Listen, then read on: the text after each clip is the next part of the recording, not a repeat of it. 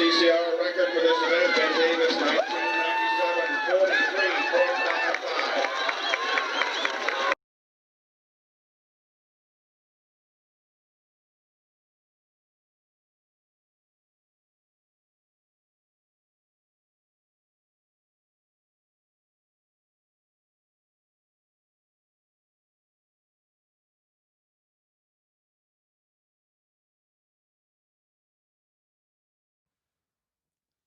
What's going on, good people? So, welcome to Entrepreneur to Entrepreneur. Today, I have a host, Andre Franklin. Man, without further ado, I want to thank you for the support and everything that I'm doing as usual. So, I was talking to Andre a few times after past podcasts, and he would literally like tell me little things I could do better, critiques and things of that nature. So from there, some things transpired, but I will let Andre tell his side. So first, thanks for having me on here, man. No This doubt. is really, really cool. And to what Eric is pointing out, so um, I had an experience that really changed me as a professional. And it was a time a boss came from out of town and spent 4 hours in my office, literally breaking me down piece by piece, telling me everything that was wrong with the way I approached business. And at the end of it, what he said that really stuck out to me was, um, people won't care what you know until they know that you care. And so, as we were having our conversations about critiques and feedback, one of the things I think I mentioned to you was people don't really know you.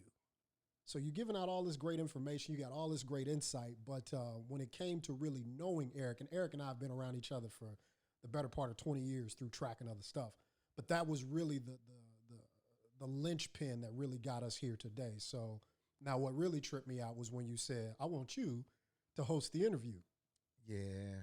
So you got to asking all these damn questions and critiquing me. So, you know, no, I take it as positive criticism.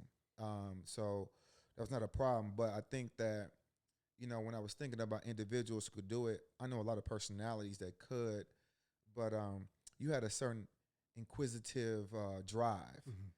Therefore, I felt that why not Yeah. allow you to do it, but do it publicly. And so here we are. I guess we're gonna call this a vulnerable session. Now it sounds like I'm a counselor. Hey, it's all right. I mean, that shit was the pre screening of this was counseling, but it's all right. Let's do it. Yeah. So no, session one of more to come. I really wanted to start with, if we're going to talk about being vulnerable and letting people know who you are, we really got to start at the beginning. Because I think I even said that day, you can know at least three different Erics, right? You can know Eric the athlete, you can know Eric the DJ, you can know Eric the entrepreneur. So to make sure nobody misses out on anything, I wanted to start from the earliest point we can go back to, and today's session is all going to be about getting from Eric on day one on this earth to how does Eric end up being a DJ. So starting from the beginning, give us an idea of just when were you born, where were you born at, where does Eric come from? Got you. So I was born in Panama City, Panama. Okay. So for those who don't know, that's between and Colombia and what's the other one on the other It's side? South America. We'll just say It's that. Central America. Oh, I'm tripping. You know what I mean? Okay. But Colombia is on the end of South America, so yeah. And then on the other side, I gotta forget the name of the country on that side. But Central America, man, I'm Hispanic. Yeah. I've lived here in the United States since 1990. So how that occurred, my mother had me in '82, and basically as she was finishing up and wrapping up school, she decided to come to the United States. So my grandma had two kids, my uncle and my mother. Um, my uncle left a little bit earlier. I want to say like '87, and he went to Toronto. I want to say my mom came around 87, '88, and she came to Indiana to study and just basically empower her life and move forward. So I stayed back with my grandmother.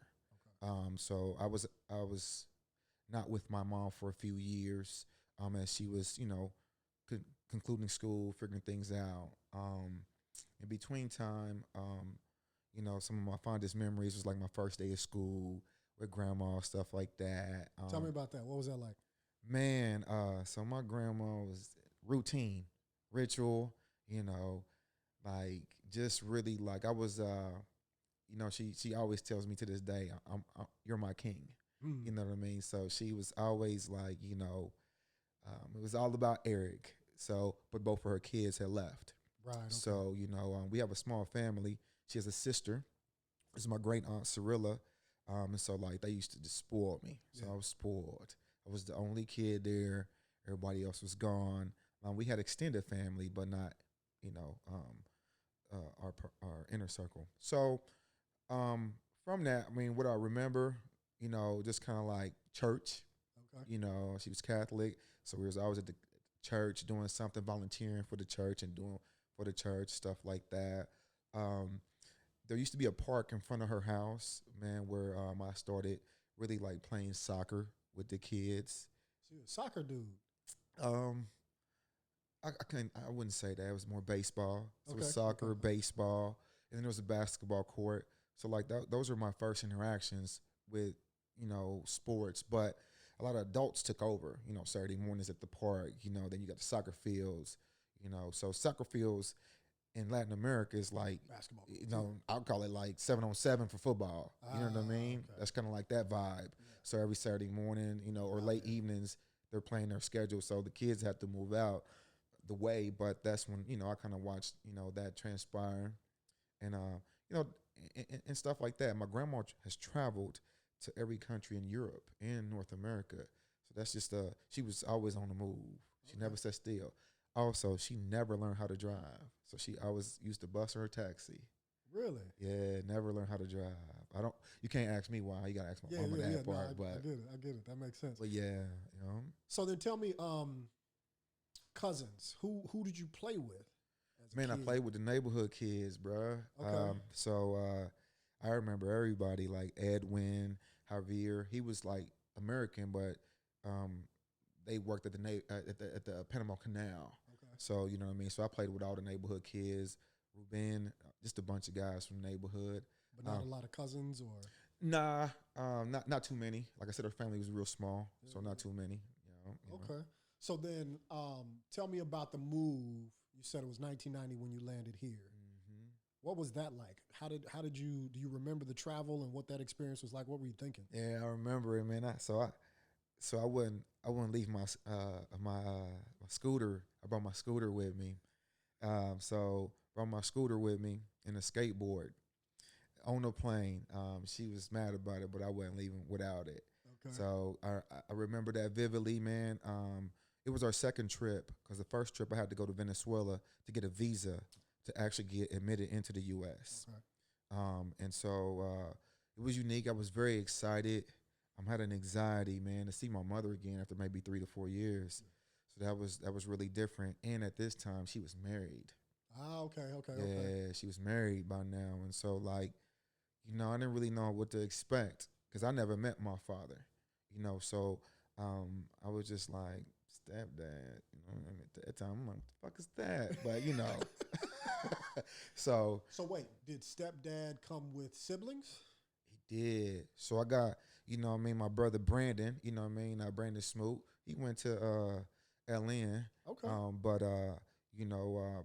Brandon was a year younger than me. So I was 8 at the time. He was 7. So Brandon was really like what made it a lot easier because I had like a little buddy to play with. While you were, But there was a language barrier just because I spoke just very little English. I spoke like the basics, but I couldn't articulate the same way. You know what I mean? So, but he made that easier. And so when I got here, then I teach him shit like, hey, bro, we could play baseball with a tennis ball type of stuff. And we would just, he was into baseball as well. So like that was just like my little running mate right there. You know what I mean? Okay. So yep, he had a son, man. Okay. I want to go back to something. You said something that really stood out to me. You said your grandmother still to this day refers to you as her king. No doubt. How do you think that shaped you into who you are today? So I say I have a huge responsibility for my last name. Okay. You know, she would always be like, I need you to do two things. I'm like, yes, Grandma. I need you to save 10% everything you make. You're going to be okay. And I need you to take care of your mama. I was like, I'm good. So, yeah, that's what she would say, man, vividly for every year. So I seen my grandma pretty much every other year since I've been here. She used to come every other year. And first thing, have you been saving 10%? You know what I mean? Like she know my mama good, but she like, have you been saving 10%? Yeah. So here recently, I had to tell her I can't save 10%. I'm trying to invest 25 to 30%. It's a little different, but you know what I mean. And what she say? To be honest with you, I don't think she really accepted it until she seen the building.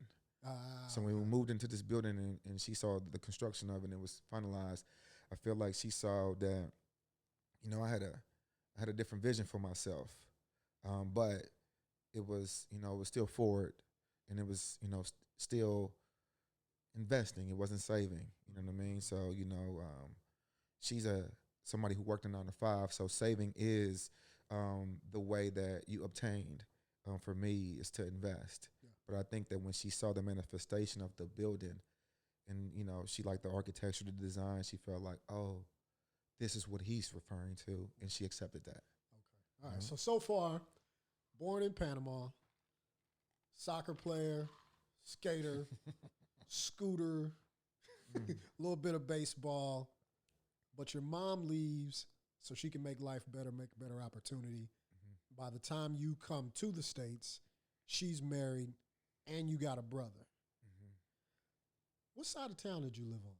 So when we first moved here, man, we lived in Brookside off Houston. Yep. You know what I mean? Get to the part I want to talk about, though. What's that? It ain't but two sides to Nap. You was either on the west side or you started off. Which side of town? So we moved to Houston. We was there for a little bit, and then some things happened. And so, you know, then we moved to the east side. There we go. There we go. So before you was a west sider, you was an east sider. Hey, bro, don't claim that shit on my podcast. Don't claim that shit on my podcast. I'm just saying. West side, baby. You know what I mean? Okay, I'll let you tell it. But no, you said, I think when we were talking, you were in Wingate Apartments, right? Yeah. So, you know, some things occurred before we went to Wingate. So we was in Houston for like a year and a half. And then, you know what I'm saying, dude used to put his hands on my mother. You know what I'm saying? So, you know. Man, she married. Yeah. So it was a situation to where, you know, she just got fed up with the shit. And one day he was at work and she came pick me up from school and was just like, we out this motherfucker, man. So she had 2 duffel bags, man, Army duffel bags. And she literally, you know what I mean? I remember it, man. We just went down through the alley, bro, and caught the bus. And so we ended up at a shelter, man, on like East Washington and Rural, to be exact. And so, you know what I'm saying, me and Miles was there, homeless, for about, I would say, like 8 months to a year. She would go to work, drop me off, go to work, and reverse on the way back, and figure things out. So we didn't have any family here, though. Our closest family was like in Louisville. I'm in Toronto, because that's where my uncle went. My uncle went to Toronto when my mom came here.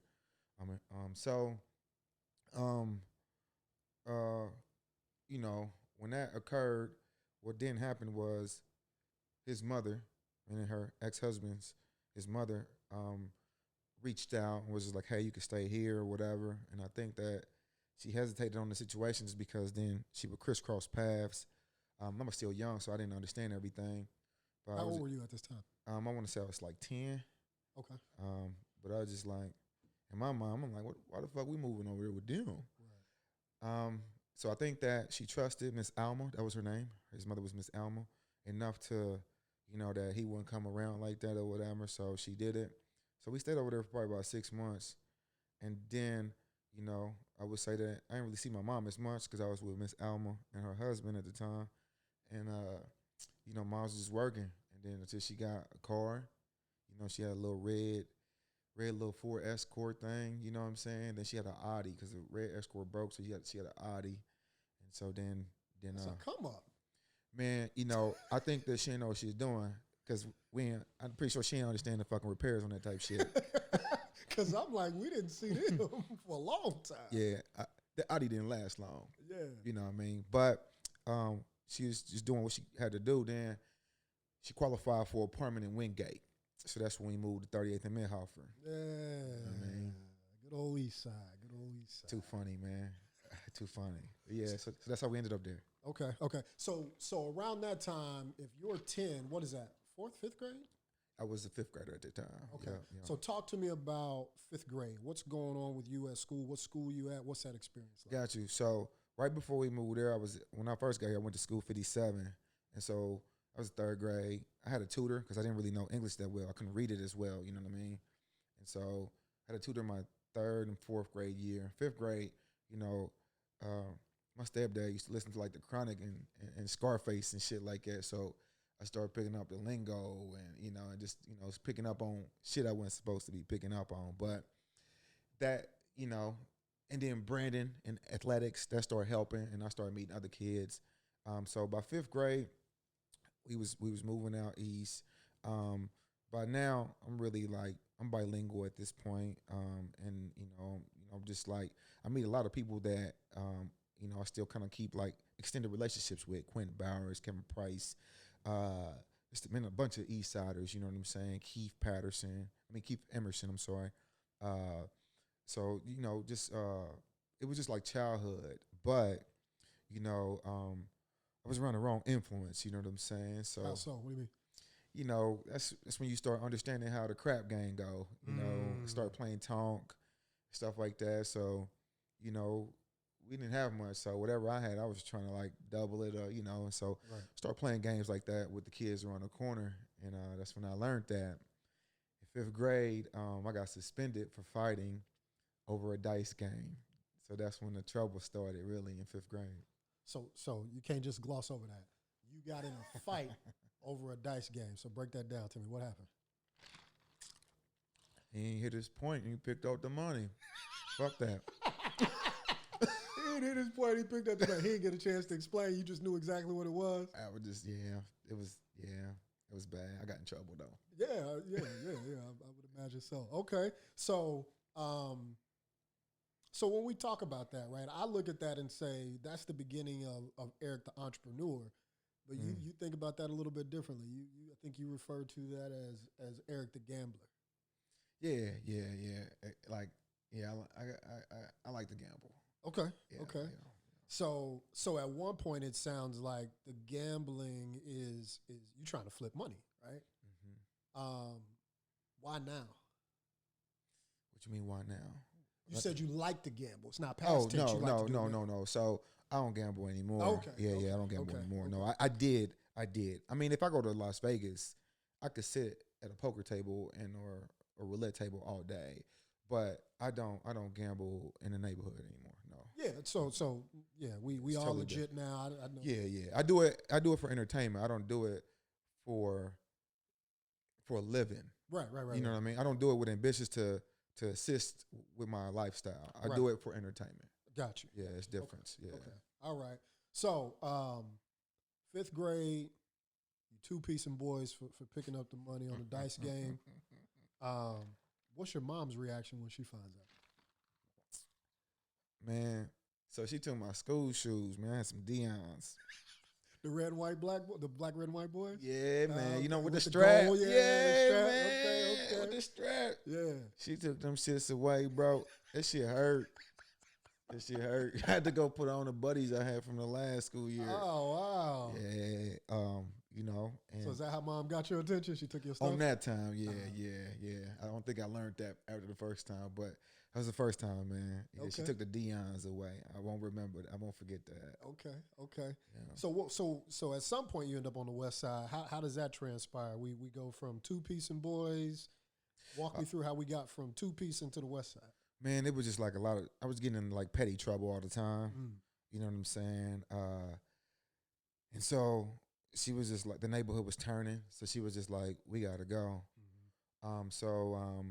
At this time, I'm playing like baseball at Bell East. And then, it's going great. I'm making like all-stars and stuff like that. I'm improving. I'm in 6th grade now. and I'm doing little stupid shit, still getting in trouble. So by seventh grade, she was just like, "Look, what you want to do? Um, we go to the West Side or we go North Central." So then it was like 1996 now, so I'm a little older. I was like 12, 13. So like Ben Davis had won a state championship. Um, Jan Price, Don Carlisle, all them dudes, and they had won.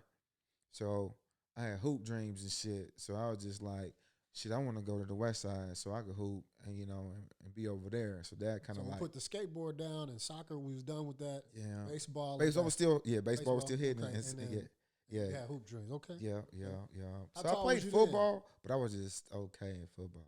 How tall was you then? Bro, probably the same height and shit. I ain't gonna lie.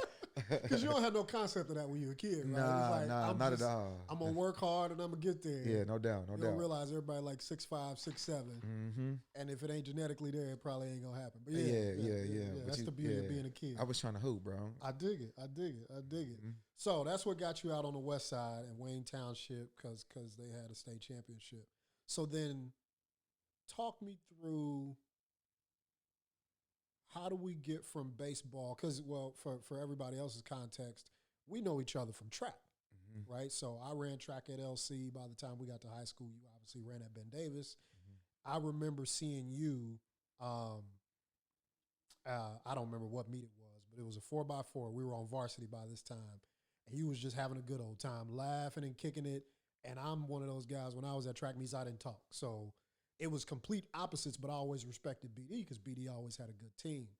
So to hear soccer and skateboards and baseball and all this other stuff, that trips me out. How do we get from hoop dreams when you first go on the West Side to now you on the track? So my hoop dream started about fifth grade. I met a dude named John Albrecht. Okay. You know what I'm saying? John Albrecht lived in North Central District though, but at the time, his district, he lived just like south of 56th Street, so he was still IPS. Okay. So I met him at Harshman. Okay. So that was like my junior high right in front of Tech. Yep. So, we refer to him as White Boy John. So White Boy John damn near had a good game. And so we used to we just clicked, you know what I'm saying? So I think that my mother seen it as an opportunity for me to change like the little dudes I was hanging with. Okay. So like we would invite John to like a sleepover type shit or whatever. And then before you know it, John's parents opened up the door for me. And so, I would credit John and his family, especially Mr. Albrecht, for a lot of, or the influence in my life at this time. How so? Man, so Jim's a motherfucker, man. Now, who's Jim? Is that John's dad? That's John's daddy. Okay. I hope he watching too. This motherfucker was the Dos Equis guy before the Dos Equis guy. You hear me? Yeah. Like a mosquito, don't touch him. You know what I mean? The most wonderful man in the world type of shit. Okay. Had a beard game, strong. He had the little hair fucking rap. You know what I'm saying? Then they give you that game, bro, so smooth. So back then, I was a little bit aggressive. Maybe some trauma or some shit. Yeah. He'd be like, Mr. Armstrong. He called you Mr. Armstrong? Yeah, calm down. Relax. It's going to be okay. This is how we going to do it. Just real smooth motherfucker, man. Sort of guy. Have a whole Corona and like a cigar. And he talk with a cigarette. He talk with a cigarette in his mouth and shit. One of them guys where he be moving on you? Yeah. He ain't never dropped the ash, though. Don't fuck him up. Don't fuck him up. He ain't never dropped the ash. Okay. And I always just gave me smooth game, man. So he had a company called Gary James Productions. It was on Keystone and 54th Street, on Tacoma and 54th Street. You know what I'm saying? So by then, I'm like, John just used to hoop. So I'm like, John put me on that hoop game, so I started hooping a lot. He's taking me to the YMCA and shit like that when I'm spending the night. So that's how like that started to like, the hoop dream started to really manifest. To answer your question. But I had to mention Jim though, because like, then by then we started fucking with girls and shit. Okay. Jim was too cool for the ladies, bro. Yeah. He was just suave as fuck. You know what I'm Okay. saying? I remember boy got the Corona and got the got that Slick swoop. over. Yeah. He was cool. He was married to his wife, obviously, but he was just cool as shit. So you really looked up to him then? Yeah, man. Just because at the end of the day, he was the biggest influence to me as a DJ. How so? Wait, Because Gary James Productions he was a musician. He was a bass player. Okay. He had a band. At that time, he's playing at Deer Creek. He's playing in Kokomo. And so he gave me my first job at like 6th grade. No stuff. Yeah, so like we was stage guys. We would load the van. We would set up the stage. We would hook up. That's when I started learning about microphones Okay. and the levels and all that type of stuff. So this is the beginnings of DJ Smooth then. In essence, you know what I mean? Okay. Then White Boy John used to be listening to No Limit and shit, that TRU. yeah. So he was a different type of white dude. Yeah. He a redneck, but he still fuck with this shit though. Okay. Okay. So like, you know what I mean? Like, so Pops used to let us listen to that. His wife wasn't really about that life. Yeah. You know what I mean? So,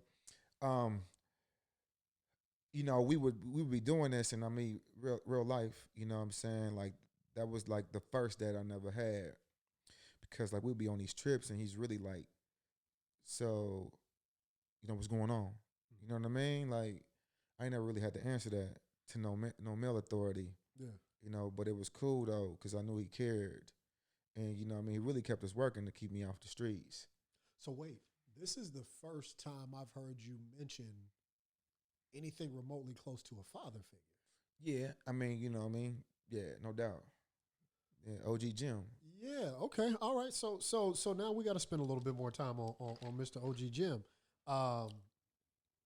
You talked about learning work from him. What else do you feel like he taught you about being a man? He was patient. He didn't react quick. He gave it thought. He had that Obama talk, bro. When Obama about to respond, he get that pause so he could think about what the fuck he gotta say. Yeah. I don't do that. I was just popping off. Yeah. But him, he'd be like, well, I wouldn't do that. That's that type of dude. You know what I'm saying? Okay. And so, like, you really like, to me, that's the balance that a man can bring to in a relationship. You know what I'm saying? Okay. Not to say that a woman can't, but that's where I start witnessing, because he was married too, though. So I'm seeing him working and balancing his wife and kids. Mm-hmm. And so, I mean, I just think just being around a man, period, teaching me new things daily. Mm-hmm. And then we're talking real life things, you know what I'm saying? To where, this is skipping, but when I made my first tape, though, he allowed me to duplicate my cassette tapes there. Oh, okay. Yeah, okay. So that was huge, you know what I mean? But Sure. I already knew how to do it because he was making his own music. Okay. So we would do it for him sometimes. And so I already knew how to use the duplicate. Yeah, the duplicators. So I think it was just like really like he started putting my boots on the entrepreneur tip. Got you. Tell me the most valuable lesson you learned from him. Man. It would be just like think before you respond, just because he was patient.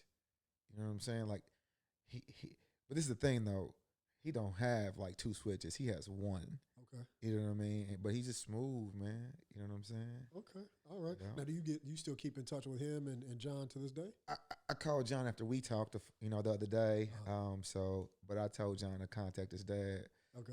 Just because, I just wanted to take the time to say that I appreciate you and everything that you've done for me. And, I mean, like you said, I don't think he knows that he was the beginning of the birth of my journey in music. Yeah, okay. No doubt. So John can hoop, and that's what kind of initially gets y'all connected. And then it's an added bonus that his dad does all this stuff with music. Correct. That gets you connected in that way.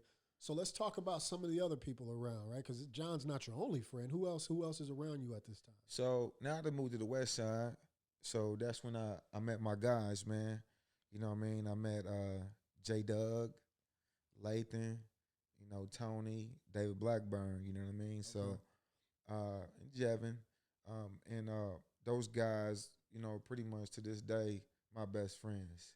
Yeah. So I met them when I was 13. I'm 38, so we've been legit for 25 years. You know what I'm saying? That's all right. been blessed with great friends. They're all successful, so I'm blessed to have that type of circle. Yeah, yeah. So now talk to me about what it was like at some of their houses. Where else, when you wasn't getting gamed up from John's dad, who else was you getting gamed up by? So, by this time, John's hooping in North Central. I hoop for BDJ. I think that I'm an 8th grader. You know what I'm saying? At this time, I meet J Doug and them. So JD's this big black dude. Like JD probably 250, 6'1". This is a kid? Nah, this is J Doug's dad. You Oh, asked me about male yeah. figures. Right. So Okay, J Doug's dad is JD. They got Gotcha. the same name, but JD is obviously the It's the senior. dad. Gotcha. Senior. Got you. So Okay. JD's huge though. Now Jay, he like the little run of our group. He like the little 5'4" dude. You know what I mean? But It's just ironic that you calling somebody a run. hey, bro, the body by Erick is real as shit, bro. Like, let's establish that in this shit. I love it. So, anyways, man, JD, I'm competing with Jay. Me and Jay play the same position in every sport because we're damn near. I'm 5'7", Jay's like 5'5" or something like that. Yeah. And so, Jay's the man when I get there, and JD is in the stands. And we're hooping, and this dude, like his projection, is like, Jay, get your ass on the floor. Like, get down. Like, Jay, you're not playing defense. Yeah. Jay, pass the ball. Jay, shoot. And I'm like, man, goddamn, bro. Like, I'm embarrassed for you, bro. Like, shit, And, you know what I'm saying? So that was my first encounter with Jay. And my mom was like, man, that man loud. I was like, yeah, it's Jay dad. Yeah. So my mom worked 2 jobs all the time. So like JD and Curl, that's Jay's mom, would take me home sometimes. Okay. So sometimes though, I just post up of Jay's crib or whatever, you know what I'm saying, and kick it. So I would our headquarters was Jay's house, man. You know what I'm saying? Okay. And that's where it went down at all the time. And JD, we was cool. He's like, oh, he's new kid on the block. He's cool dude, though, So he was inquisitive. I just started now getting involved with music, but so he's asking me. That's the first time a man's really started asking about me outside of gym, But he's like, just checking out my progression. What you got next? How's school? What position are you gonna try out for baseball? That type of deal. And JD loved all sports, so he was just heavily involved in that part. Jim was no longer really in that picture because he was focused on John and John's new career, and I was, we start growing different friendships. Still cool, but just still cool. So let me tell you about this party though. This one we really got cool. Okay. So I'm telling the West Side boys, I said my white dude super cool, y'all. Yeah. His daddy got like a whole fucking sound system. Cause JD and them used to let us have parties. So I was like, y'all gonna have to let me DJ a party. And Jim gonna bring the system so we could set this motherfucker up. It happened. We are freshmen. And at Ben Davis, the freshmen went to the junior high still. Right. Because the high school's too crowded. Right. So I don't know what day it was, man. Jim came and set up the equipment for us in the living room. We cleared all the couches. We told the whole school. Man, about 70 people in that man living room. It was lit as fuck. They was like, man, white boy John's really good with us. He's really good with us. Long story short, though, we all fell asleep. We was hit. We was tired. They let us party to the wee hours. Oh, okay. And when we woke up, bro, it was a chick that had black pants on. It was all over the wall. The Levi prints were all over the wall.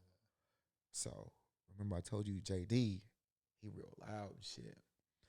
Man, he came up them motherfucking steps and said, man, what the fuck is this shit? But he knew y'all was having a party. Bruh, but it was bad, bro. It wasn't okay. Yeah. Like, even when I talked to John the other day, he was like, that party though. But the pants, man. So yeah, we had to paint to get all that clean all that stuff up, man. Yeah. And that's when my guys kind of like accepted John. We was cool.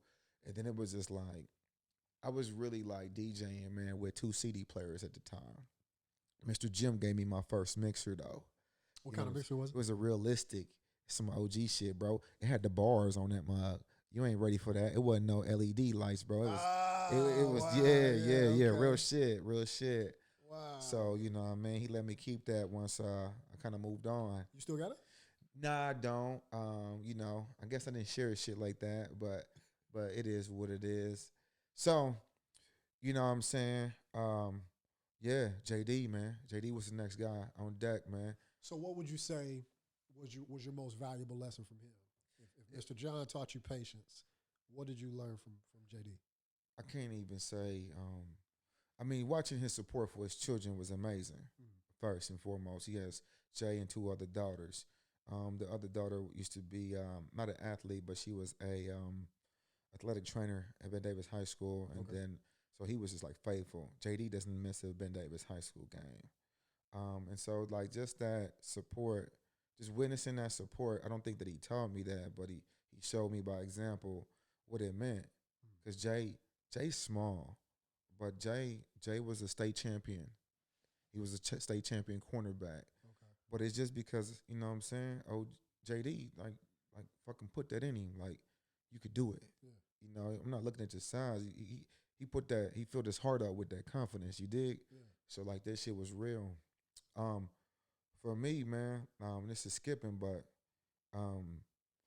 when I got to run in track, you know what I'm saying? In my 4x1, that was my first varsity event.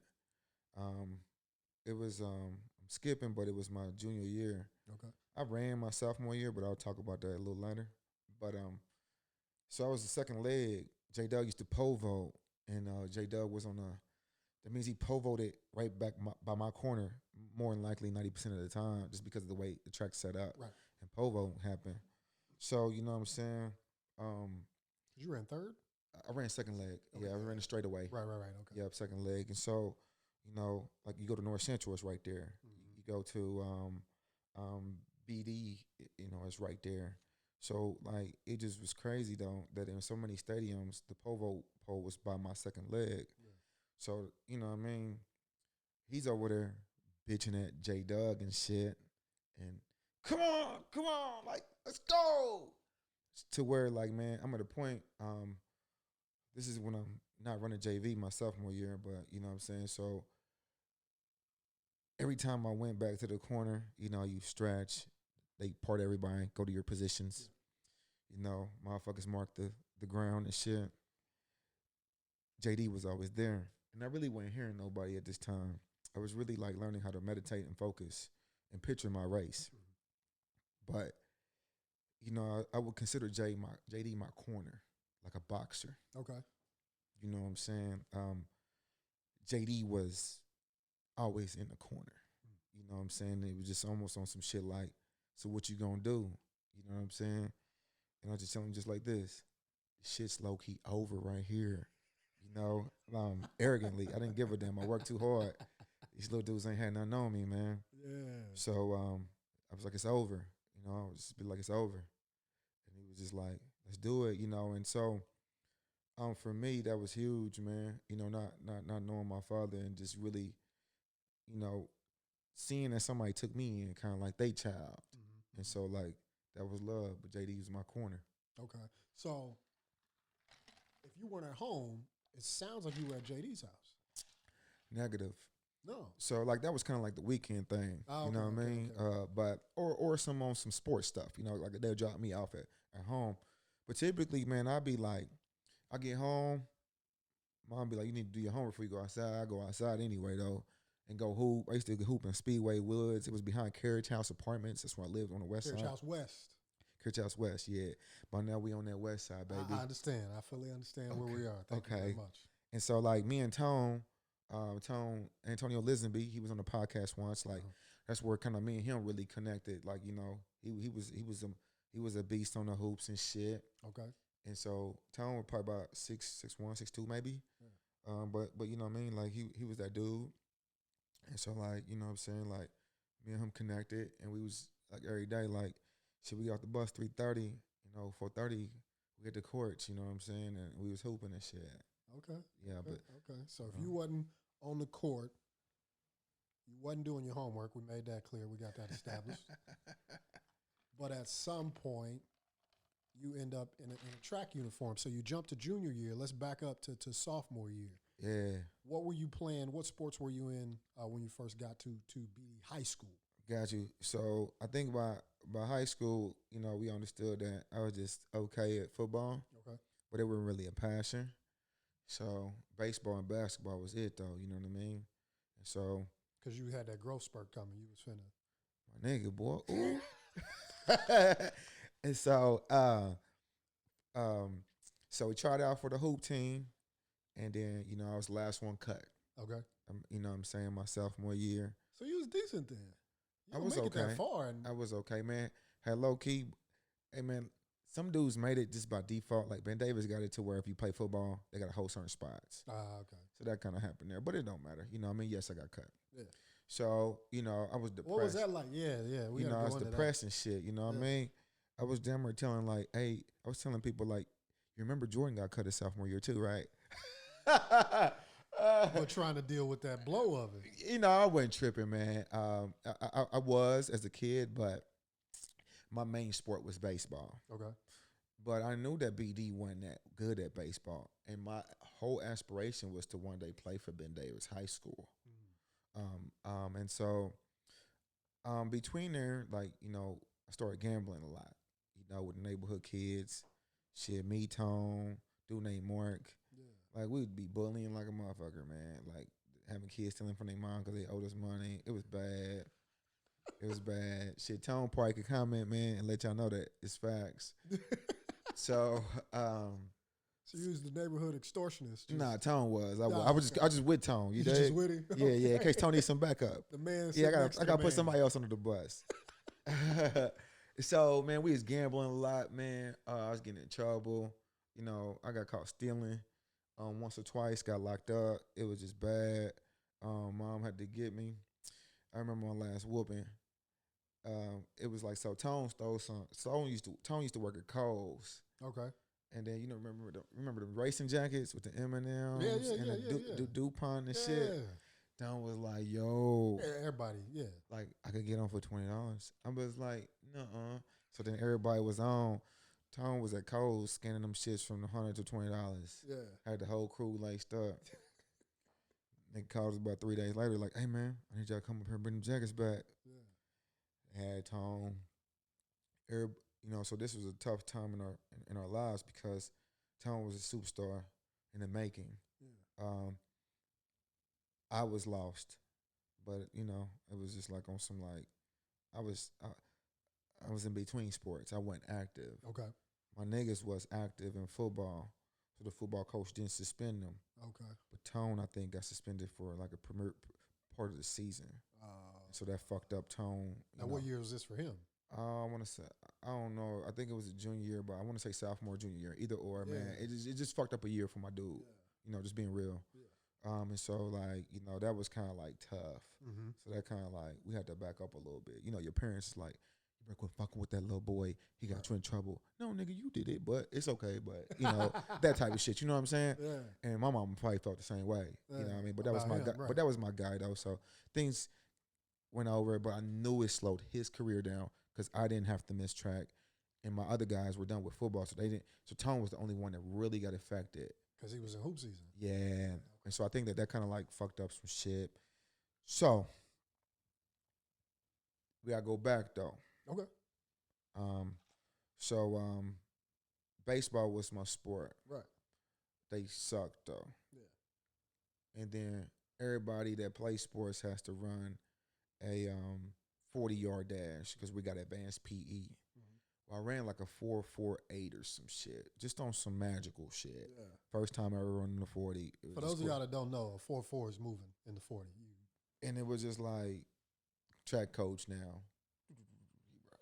Hey, Erick, have you ever thought about running track? Yeah. And I'm just like, man, who the fuck runs for fun? like that's just, who the fuck does that? You know? So I was like, no. And so like I was just still pursuing baseball. And I told my mom about the shit. I think he called my mama and some shit. She's like, you need to give it some thought. Yeah. She's just trying to figure some shit out for me to get out of trouble. Right. So I was just like, nah, I'm cool. So baseball was about to come up. Track starts at the same time. Right.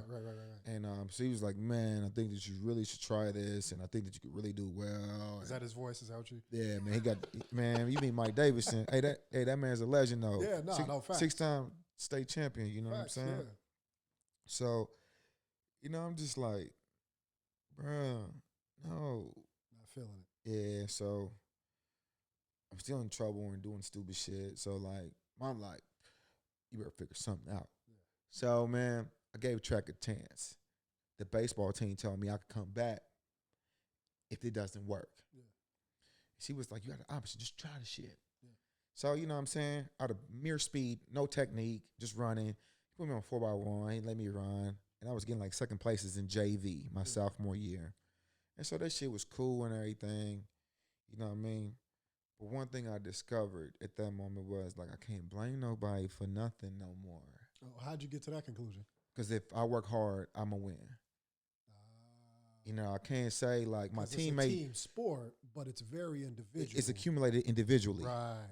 You know what I mean? And so like, I started to like that part about it, and I was kind of quick, so it was cool. Yeah. And ladies in track was sexy. I was waiting on you to get to, yeah. You know what I'm saying? So I was like, this might not be that bad after all. So man, that's how track started. Okay. So then from there, talk me through how were you DJing and running track and extorting people? Like, where do you find the time to manage all these different careers you got going on? So man, DJing started like this. Right before I went out west, you know what I'm saying? I met a dude named Chris Jackson with John. He played football though. Me and him played football.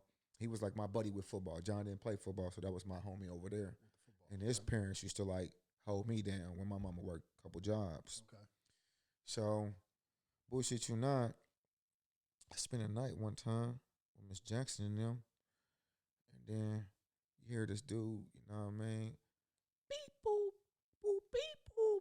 That NWA, you know what I mean? Boys in the hood, it's always hard. Yeah. And he jacking the shit off, though. Like, boys, you know, he just going in with the shit, you know what I'm saying? I'm like, damn, what's that?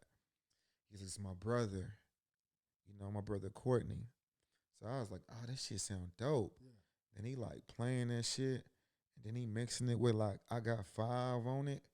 So like that was like my exposure to like the blend. Yeah. So I was just like, wow, that shit low-key orgasmic. You know what I'm saying? So from that point on, Chris was just like, like he sells mixtapes. But I ain't know nothing about that. Chris or Courtney did? Chris. I ain't meet Courtney yet. Okay. I met Courtney so Courtney is 4 years older than Chris. Gotcha. So it was like, we really wasn't, it was a different vibe. We like some like 6th graders, 7th graders. Right. He's like, high school student. Yeah.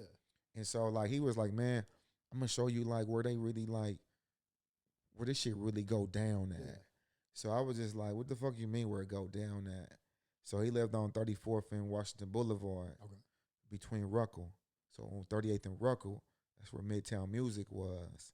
So we walk in Midtown Music, and like the music is slow in a bitch. You know what I'm saying? Like, it's just like, I'm a hoe, I'm a hoe. Yeah, classic mixtapes. You know what I'm saying? So I'm just like, why the music sound retarded? You know what I'm saying? It's screwed at the time. You know what I'm saying? So I'm screwed like, before screwed, yeah. Yeah, I was like, man, why the music sound like that? And so, we in there, and then like, you got this guy talking shit, which is DJ Freddie Fresh. You know what I'm saying? He still talks shit to the day. So, it's Freddie Fresh and it's Blaze and it's DJ Mellow Mix. Yeah. You know what I'm saying? Halftime Legends, if you don't know. Yeah, out the gate. Yeah. And so, Mellow Mix is kind of like the owner, you know what I'm saying? And then, so I was just like, this is different. I'm going to buy a tape. So I spent $10 on a DJ World tape. So which one was it?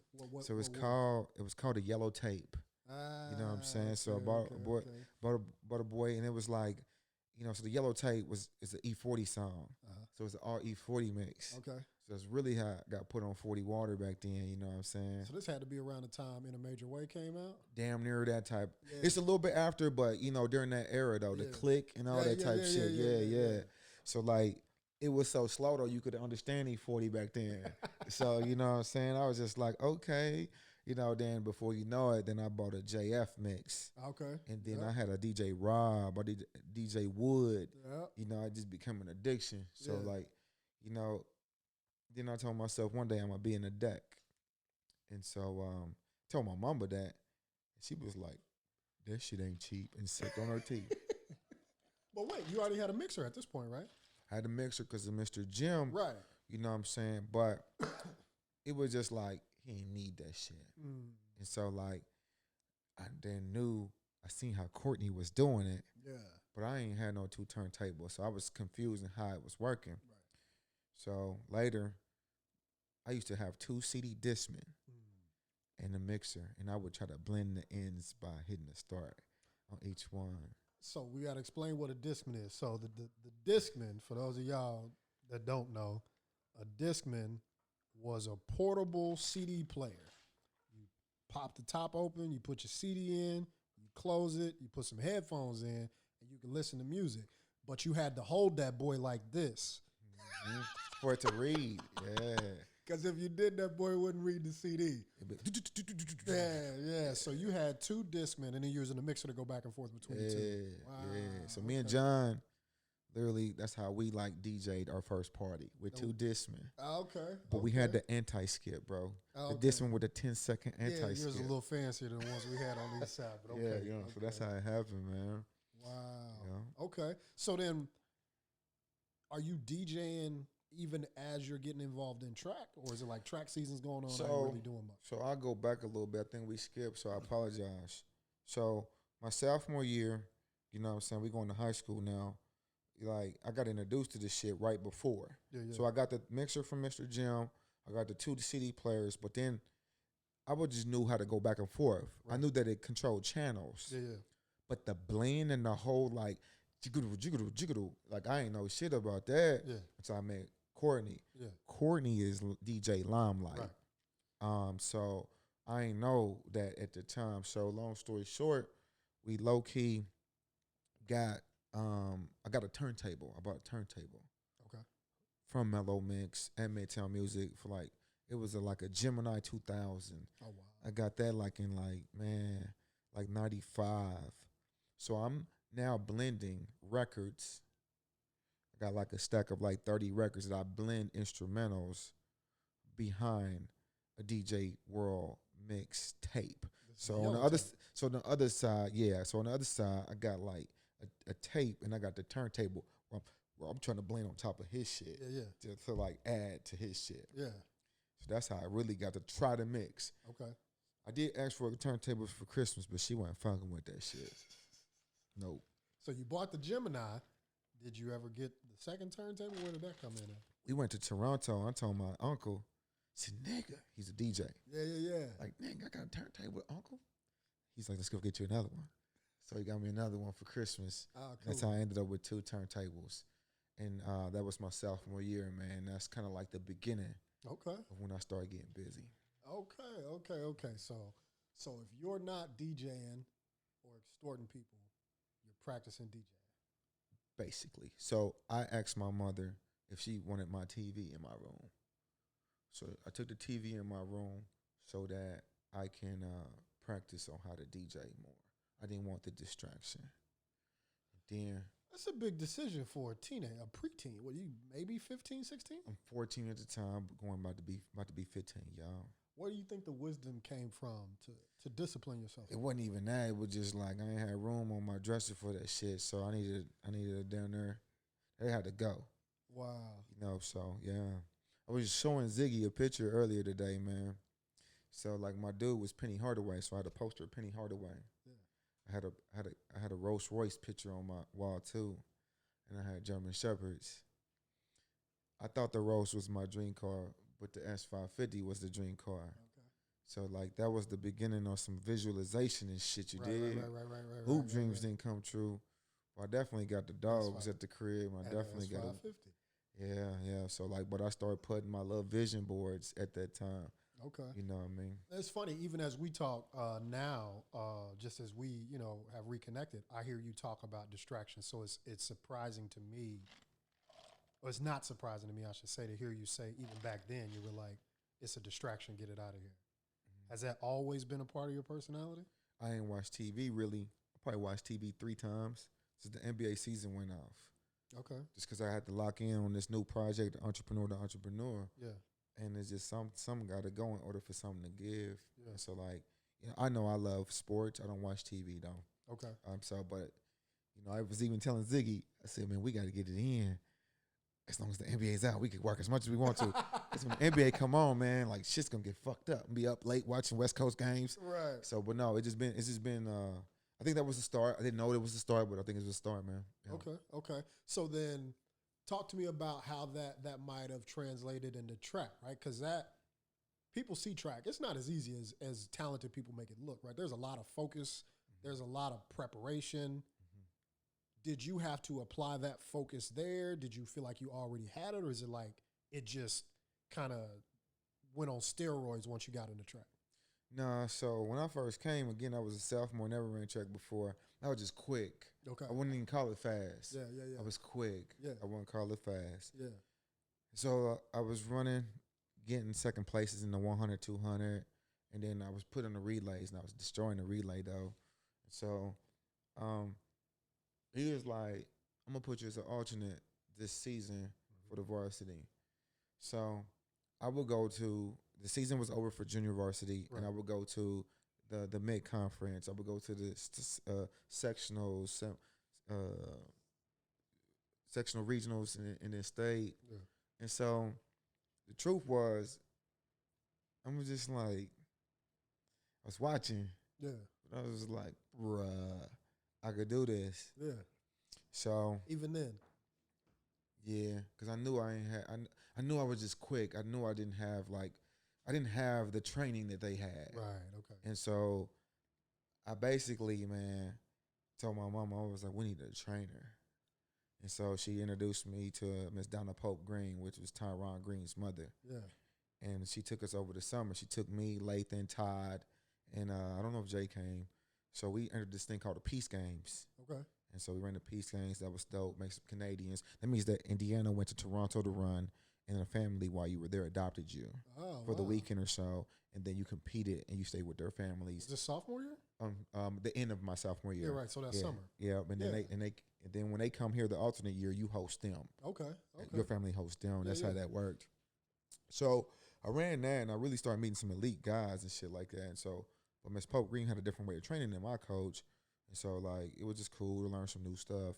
But my endurance started getting up because I'm now running around a year, not just during the season. Yeah. And so I knew I needed extra polishing. Right. I was just quick. Because baseball, like you're done with I'm baseball. done. At this point. Baseball was no longer thought about. Yeah. You know what I'm saying? So coming into the new season, I knew I was smaller.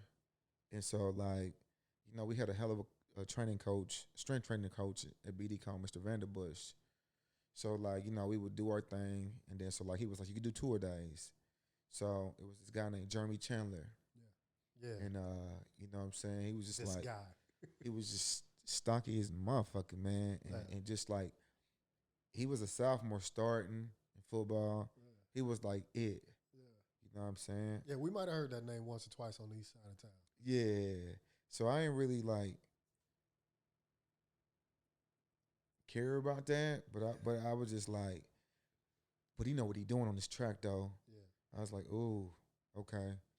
So then we got some seniors, but like they weren't for real. Jeremy was for real though. Okay. To where like he was challenging them. Okay. You know what I mean? It was just like, so then I'm just like gonna like, you cool, but you know what I'm saying? So it was coming along. So long story short, that year they put me on a 4x1. Second leg. Junior year. Yeah. Started destroying that shit. I was Pac-Man and boys. That means gobble, gobble. I was swallowing the competition, baby. And so it was Weasel on the first leg. It was me, second leg. Then it was Jeremy on the third. Jeremy ran a mean curve. Yeah. And then it was Jesse Avant at the end. Yeah. So we relay, man. So we was undefeated that year, coming into the state championship meet, and then you know. So I hope Jesse watching this shit. You gotta say his whole name. You gotta say his whole government. Jesse Avant. Tag this dude. So man, we killing, man. And then Weasel gets out a great start. I get a great second leg. Jeremy destroys the third leg. This is kind of like when he's like becomes the man. Yeah. Like he's just like the man now. Yeah. Okay, he's Mr. Football type of dude, and then he just destroys his third leg. Is this regionals? This is state meet. This is state. Yeah, we just gonna go through it. Yeah. Jesse got like a 7-foot lead. Yeah. Jesse lost it, and so we was a little hurt. You gotta say his whole name though. You gotta Jesse Avant lost it, and he gonna fuck you up for that. Shout out to Jesse, man. Jesse a beast, but he gonna fuck you up. But yeah, man. So that was the only event I made in the state. So I hold Jesse accountable for that bullshit. You know what I mean? But I love Jesse though. You know what I'm saying? Jesse was that bully that made you tough. Yeah. You know what I'm saying? He was that upperclassman that, you little punk, like that type of shit kept fucking with you. Like, he was down there like, hey, bro, you gonna quit touching me, man, before we gonna knuckle up type of dude.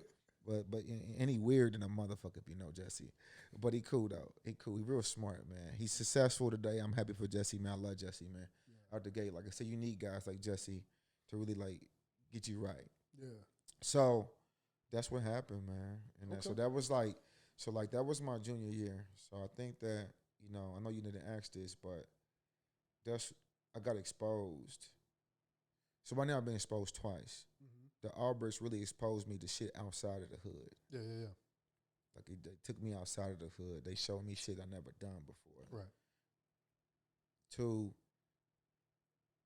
I got a chance to go to state, so I that's where like the silly stupid shit I was doing kind of ceased, because it was like so it now drew my interest. I got here. Yeah. But I was like just a part of it. Yeah. I need to be part of the motherfucking celebration. Right. So I need to come back to state and eat this motherfucker up one day. So now you focused. Yes, sir. Okay. So wait, we got to back up a little bit. Talk to me about the dynamic in your sophomore year with you and your coach. What's that like? Because you weren't focused then, right? So my bad. So, I got a job at Circuit City. Circuit City was Best Buy's competitor at the time. Yeah. I worked on 38th Street in Moeller. And I worked with Damon Ware. You know what I mean? R.I.P. to Damon. Passed away a long time ago. Great guy. So I had to go to work, man. I was broke. Mom really, you know what I mean? She was doing her thing, though. And then I was supposed to be at practice, but I went to work. Ah, okay. So then back then, there was a Viper in the actual shop with the 12s in it and all the speakers. The system. Viper. Yeah. Okay, all kind of shit like that. So I literally, like, man, was walking to the front and I see Mike Davidson walk through the door on a Saturday, 10 o'clock. When he's supposed to be in practice. I'm like, man, what the fuck? This motherfucker goofy following me to work. Like, I'm just like, man, what? Right. And so I went and hid in the motherfucking Viper trunk. He was like, has anybody seen Erick Armstrong around here? It was just like, nah. You jumped in the trunk of the car? I told him, I said, man, I'm gone. I'm on lunch. I'm gone. So you didn't. So my mama paging me and shit. She paging me. I hit her back. For those of y'all that don't know what a pager is, this is before cell phones. You had a little 3-inch by 2-inch block that sat on your hip. And when somebody dialed the number to the pager, they could either put in a message, I love you, ho, whatever, or they could put their number in, and then you went to a payphone. Yeah. Payphone's where you put a quarter in, you pick it up, and you dial a number, and you can make a phone call. Yeah. So the pager is how you let somebody know you want to talk to them. No doubt, no doubt. And then they picked up a payphone and called you. Go ahead. No doubt. So, what color was your pager? Man, I had a clear boy. You could see the guts on this motherfucker. You hear me? Like you could see the guts on this joint, man. Like, yeah, I had a clear pager. Yeah, then we had the glow in the dark boy. That shit was kind of cute. Yeah. So, all right, so man, he comes in. My mama hit me on the pager. I hit her back. She like, yo, daddy been by here. I just like, man, hold on. Who? Mike. Right. Mike Davidson looking for your ass. Where you at? I said, I'm at work, Mom. She was just like, hey, I don't know what you doing, but you better get it together. Like, you know what I'm saying? So, but that says a lot, though, man. If he 100%. leaves track to come and check you out, right? 100%. He sees something in you. 100%. To try to get you there. 100%. So, but you didn't make it to practice that day. Nah, man, that's bullshit. So, I get to practice, and he was like, Erick, so where were you? I was at work, bro. I went there, you weren't there. I was on break. And man, that motherfucker had me running like a motherfucker, man. Yeah. So that was the third man that came into my life that was just like gave me consequences though. So that was the difference here. Yeah. There's a consequence now. Yeah. So having a consequence really like changed me, but I didn't really know at that moment. I wasn't paying attention. What do you mean? How did it change you? Because there wasn't nobody really checking me. When I was getting locked up, I'd come home. My mama trying to hit me with a broom. I was bigger than her. I was grabbing that broom and about to hit her. I would never hit her. Yeah. But you hear what I'm saying? Like, I could grab it. I was strong. You know what I'm saying? And so, like, you know, and I didn't mean I was about to hit her because I wasn't. But it was just like, she realized I was out of control. Yeah. You know, I was a menace a little bit. So, but I wasn't never like, I never been a gangster, never been a street dude. It was just my environment. You know what I mean? It's just wrong influences. So, but I was rebellious towards the discipline. Like I was almost like, I'm about to quit because he's doing too much. And so the thing was I couldn't quit on my niggas though. Okay. You know what I'm saying? I couldn't quit. And so like that's when like it changed for me, I think. And then that's when it was like, yeah, guys like Jesse that used to Joan and shit. So now like we all Joan and we all kind of like how you just said, to come back to your point, we all not taking it serious. Yeah. But the truth is, brother, we was in that, we was confident because we was in that gym. We was working out. You put in the work. Yeah.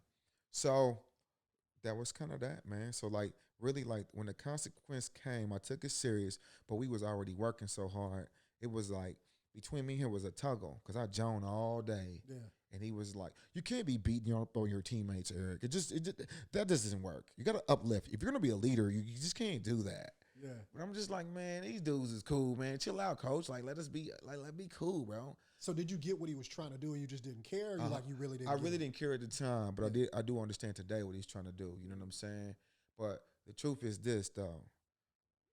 Later on, he trusted us. Okay. How so? Because he let us be us.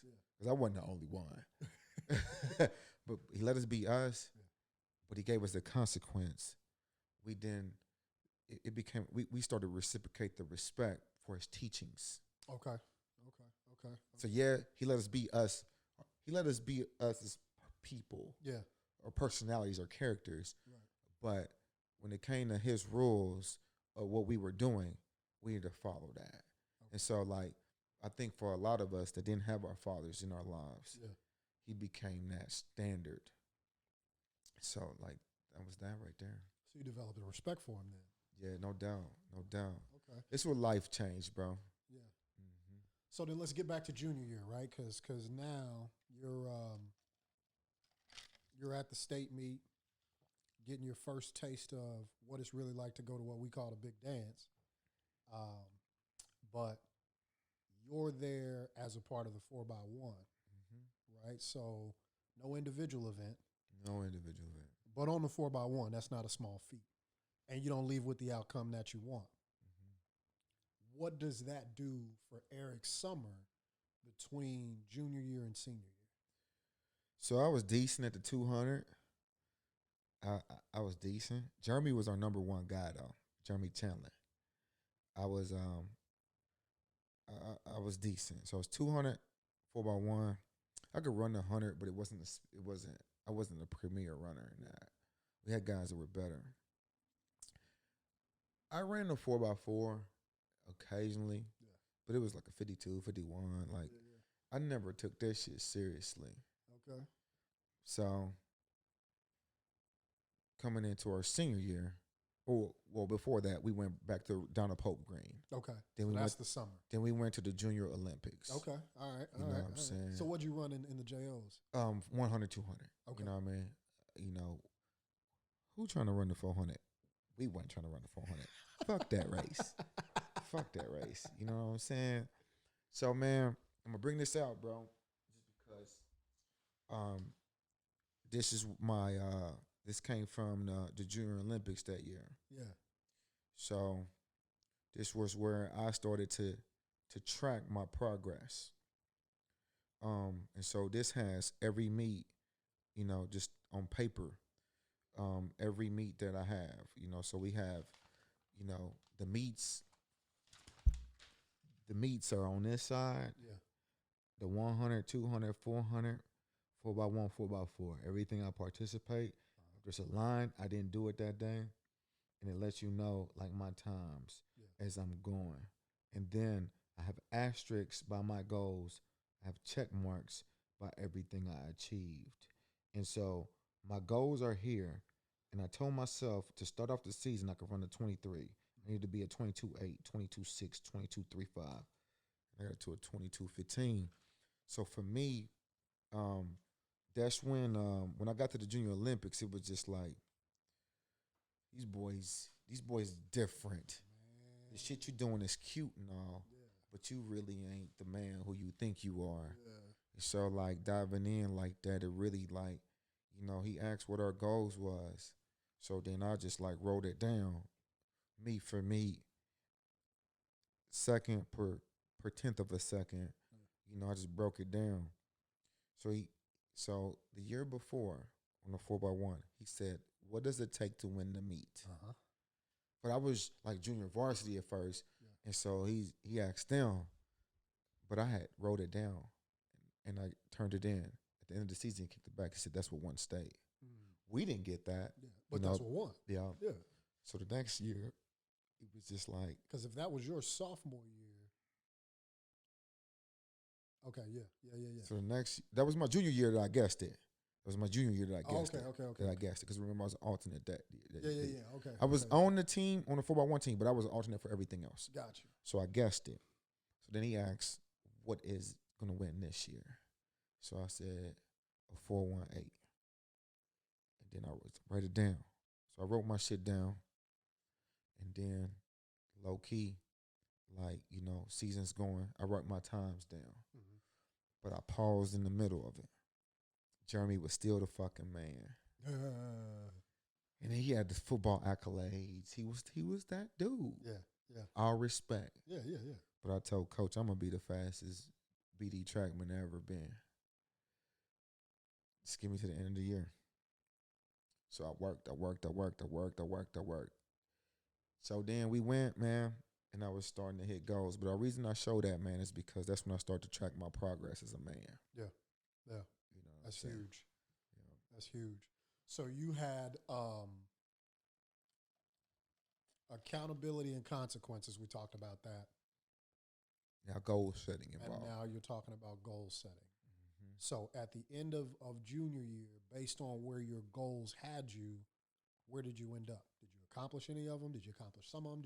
So my junior year, I accomplished my little 400 time. It was like a 51. So wait, we got to back up because that's where we left off at. Let's back up to the 400 because you weren't a 400 runner at first, right? Okay. Yes, sir. How did you end up in the 400? So that was like my senior year, though. Oh, right. Okay, I'm jumping ahead. My Yeah, bad. that was my bad. senior Okay, year. okay. That was All my right, senior all year. right. So let's finish out junior year. hmm So junior year, we lost with Jesse 4x1. Right. I was an alternate for everything else. I didn't make it in state, nothing else. Yep. I made it to regionals in North Central, but that was it. Yep. Okay. And then over the summer, we do the Junior Olympics. Now we're getting into senior year. Yeah, but Junior Olympics showed me where the man was at. Right. Yeah, because them boys is rolling. So senior year, here we go. I'm going. We're going in. We're goal setting. We got a couple meets in, and there's this guy. This guy. His name is Ryan Sarbanoff. Little linky white dude that's really tall, about 6'1", 6'2", no form, has mad endurance though, and has a kick like that's major at the end of his runs, like wind. And it's just like, man. So long story short, man, some shit happened, and Jeremy couldn't run. Jeremy pulled a hamstring. Jeremy was the anchor to 4x4. So I didn't run no 4x4. Like, fuck that race.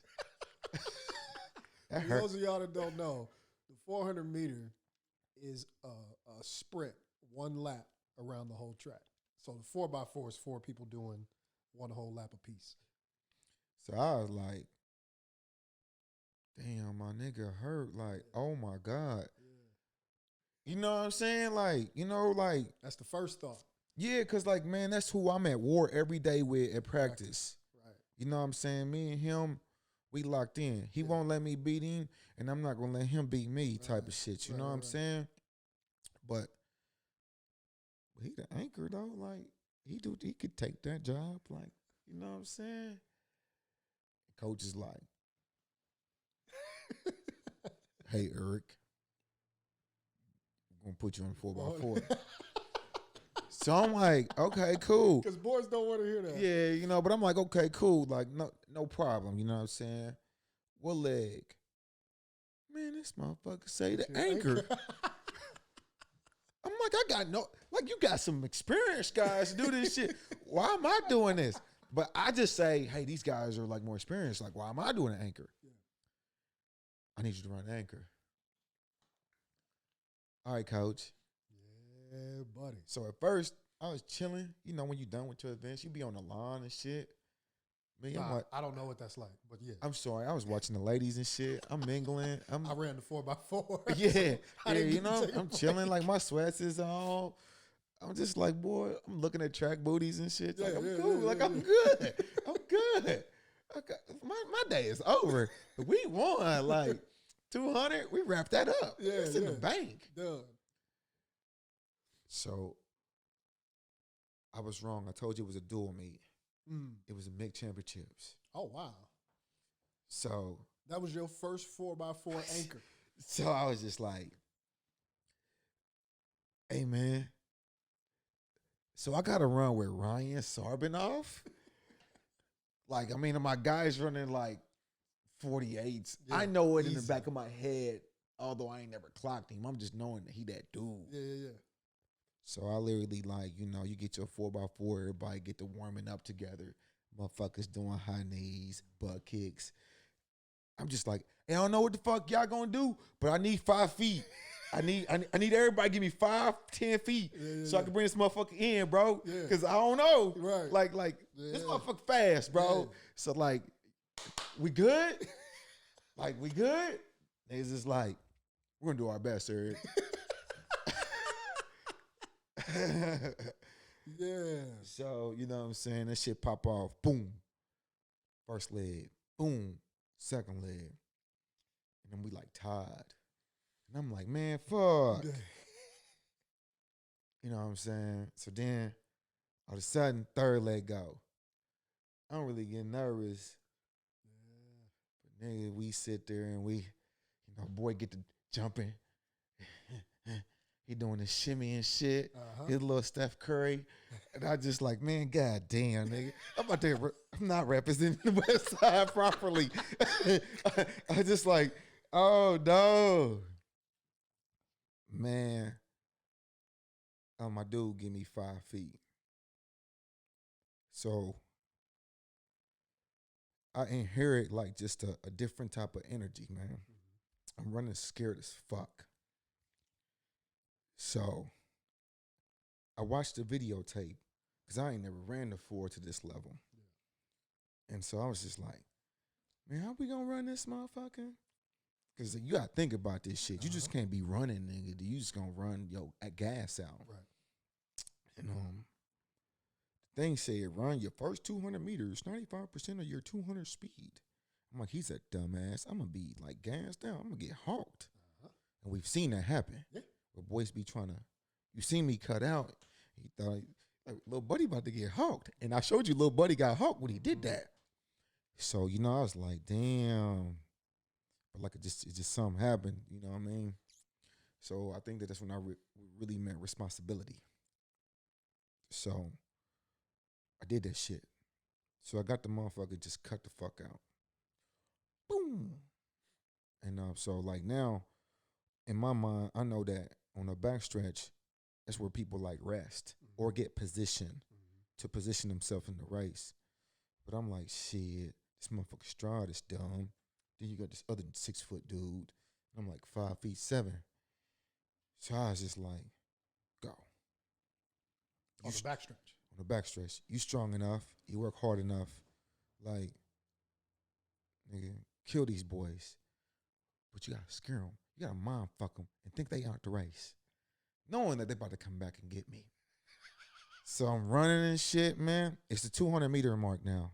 I don't hear cleats. But I'm like, I gotta slow down. My energy and my adrenaline is going.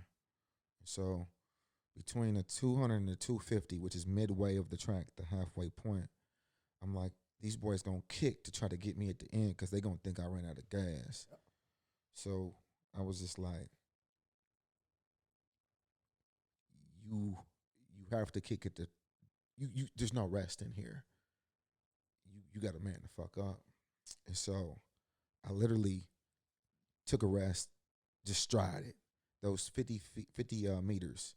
And at the 150, basically is the field goal all the way to the end. I was like, this dude is just insane, so I gotta go now. Because he's gonna try to catch me at the end. So I go now. Woo! It's 150 left, and I'm going. And I got 50 meters left. I don't hear his cleats.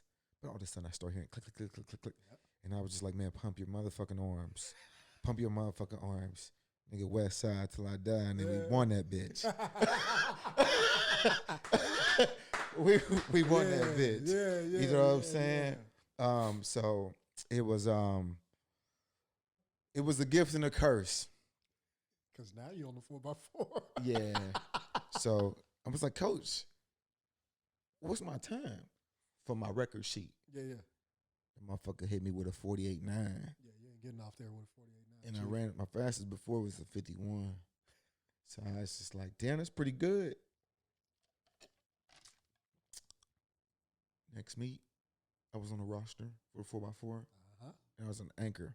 So I went to the coach, just like, hey, Jeremy's feeling better. What is that about? Like, Jeremy's not coming back. And so, like, the truth is, on some real shit, that was my Drew Bledsoe, Tom Brady moment. You know what I'm saying? No disrespect to Jeremy, he was that dude, but I never went back. I was the anchor, and with that came a lot of pride, and it came with a lot of responsibility. Yeah. It came a lot of.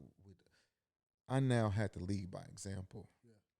So that's where I was chin checked.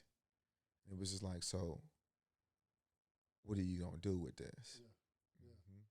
Because now for people that don't know, if you're not from the track community, some of this stuff might be past you. But the 4x4 is the last race of the night, and the anchor is the last person to run. Entire teams win and lose championships on that anchor leg, right? You could be in a tight race for the whole team to either win or lose, and it can come down to the 4x4, and it can come down to that anchor leg. So when you talk about taking that responsibility, that's what you're really describing, right? 100%. Yeah. So before there's an Erick CEO there's an Erick who's at least taking on the weight of some of this really can come down to what I do. And that's different than being on the team, right? That's I'm on the team. I'm leading the team. I'm leading the team, right? Are those some of your earliest experiences of being that dude? That I wouldn't call it that dude. I know you wouldn't. I said that. But that's when I had to learn to understand that I have to lead by example. Okay. Yeah. Took the humble. Okay. All right. I get it. Yeah. That's what that was. Yeah. So and shout out to Ryan Sarbanoff, man, because we didn't mention that. Man, amazing athlete. Yeah. Amazing. No doubt. He had a will. Like he's not giving up. Not at all. Like I let Ziggy watch it. Yeah. I said I was going, but he's coming. Yeah. But I'm gonna keep going, but he's still coming. Yeah. No doubt. I remember the state meet when he was running the 200, and I was like, I mean, I know he's fast, right? There's no question about that. But I'm like, but the 400 fast and 200 fast, they're not the same thing. Mm-hmm. Is he really gonna be able to? And that gun went off. I'm pretty sure he was the only white boy in the field. He was not the quickest out the block, but man, he maintained that out the corner. It was wild. It was wild. So shout out to Ryan Sarbanoff, man. That dude was a beast. So now take me through state meet this time around. Because now it's senior year, right? Mm-hmm. What happens state? Well, no. Sorry, because now you're really on the 400, right? You're an official 400 runner at this point. So talk to me about what changed for you mentally, what changed for how you approached your meet, what changed for how you approached the race. So we an hour and a half in, so I'm move forward quicker. Okay. So my training had to change. I trained to be a 200 runner. Now I got to train to be a 400 runner. So I was strong, but I didn't have endurance like that. Yeah. So we started training 600, 800s in practice. Yep. You know what I'm saying? During spring breaks, it wasn't no sleeping. It was like we hitting the sand between parties. Uh-huh. We during the off season, I'm lifting twice a day. You know what I mean? Now it's like, like Jeremy's the man. But I'm in my mind, I'm the man. Uh-huh. But like, let me. I gotta perform, and so, at practice every day was a competition. So I think that the knife sharpened another knife. Mm-hmm. Kudos to him. So then we get to, the state meet. We had some young, good talent, but there was some knuckleheads. And so I told Coach, I was like, I don't trust them. And so, like, Coach was like, what do you mean? I was like, I don't trust him. He messing practice and shit. He not serious. So Coach was like, same dude that was hiding in the Vipers? He's worried about other people? Yeah. Okay. Yeah, so Coach is like, so what you want to do? I said, well, I talked to the team, and they feel like Jeremy Fine should run versus this guy. Yeah. So, like, you sure? And so I said, yeah. That took our relationship to a different level. Because at this point now he trusts me with what he's created. Yeah. But he trusts really that he's just seen I put in the work, so I deserve input. Yeah. And so, like, that was really a leadership by he's showing me leadership now from his perspective. And so my team we put in another guy the day of the meet. State meet. Yo. Wow. So Jeremy comes through. He runs like a 50. It's a PR, but it ain't really like that. So then my guy Lathan does not have the best meet. You know what I'm saying? Which is cool. But it was too slow. You know what I'm saying? Jeremy comes back, third leg, and he really brings it back. You know what I mean? And it's like, this whole time I've been whooping Sarbanoff ass, man. I've been kicking his ass all season. And I'm like, oh, man, this was Sarbanoff wanted right here. We're even coming in. I ain't got no motherfucking head start. God damn it. The whole way. So like, I'm going to pause that. Earlier that day, my team won the 4x1. Okay. So we redeemed on Jesse's thing. Right. And we won the state championship in the 4x1. This is my first time my grandma came to watch me run. Yeah, wow. So you know what I'm saying? I took my thing off of the award. I ain't supposed to jog across the field because they doing shot, but fuck everybody. And I put my necklace above on my grandma. So that meant a lot, you know what I'm saying? 4x1 state championship medal. Yeah. So she was amazed at the whole thing. Yeah. So let's go back real fast. Me and Sarvinoff are about to get the batons at the fucking same time. Yeah. Sound like ain't this some motherfucker? But this is cool though. This what he want, and this what I need to prove myself that I am that dude now. Cause he's that dude. Yeah. We go. Boom. I take off. I don't hear him no more. So I'm just like, okay, yes. I got him again where I want him. We started off at the same point this time. So I got him. I don't hear him. So we turn the corner, and I'm resting again. But I'm about to go at the 150. I know he goes at the 100. But this time, he don't go at the 100. He mimics me. So like we now both kicking at the 150. Yeah. He ain't waiting to catch you. He's not gonna give me that leverage. Yeah. So it's a mental game, man. The race is a mental game. It's really mental. It's not. It's a sprint, but it's a calculated sprint. You know, and so now I'm still hearing his cleats. So I'm like, okay, he's ready. I'm ready. It's just the energy is going. You block out. I don't hear nothing but my mama. Just go, boy, go, boy, go.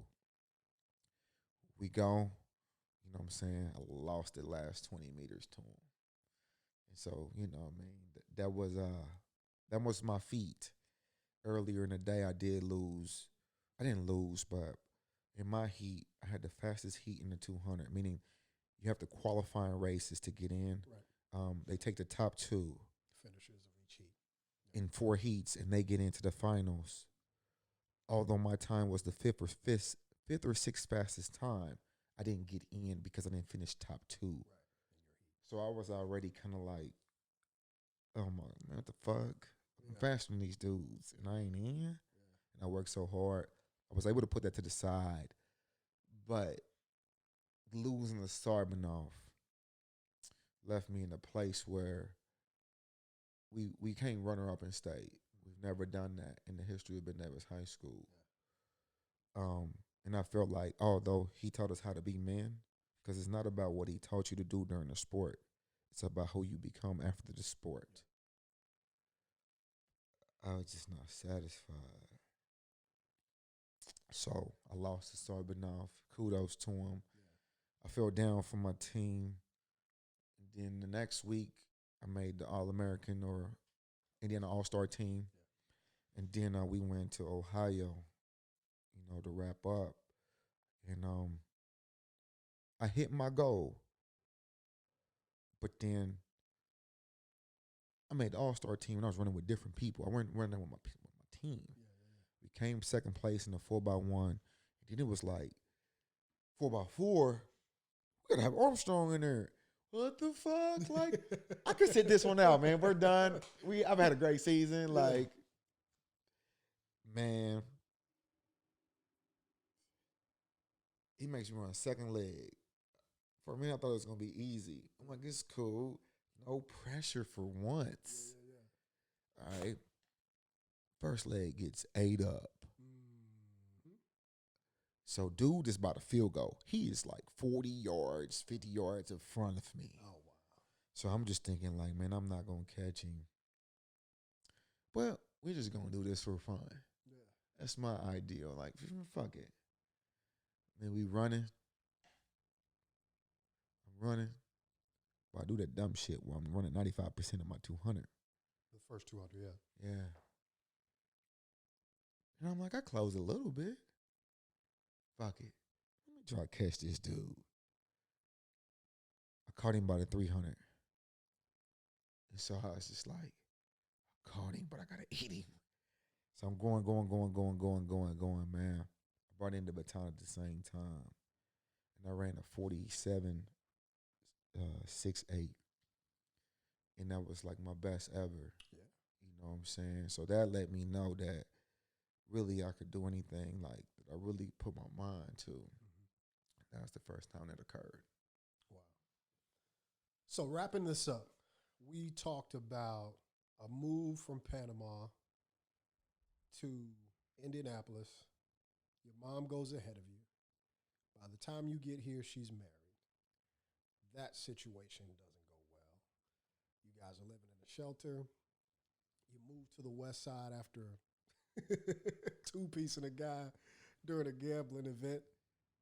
And all throughout the way, you meet these different men that really help to shape and mold the early version of Erick, right? Still knucklehead, but figuring it out as you go. Mm-hmm. And things really seem to come together for you when you hit the track.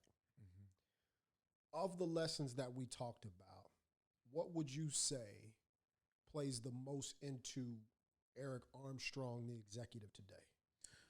Mike Davison, the discipline that he installed in me as a track athlete, the discipline, the patience, the hard work. I love the journey.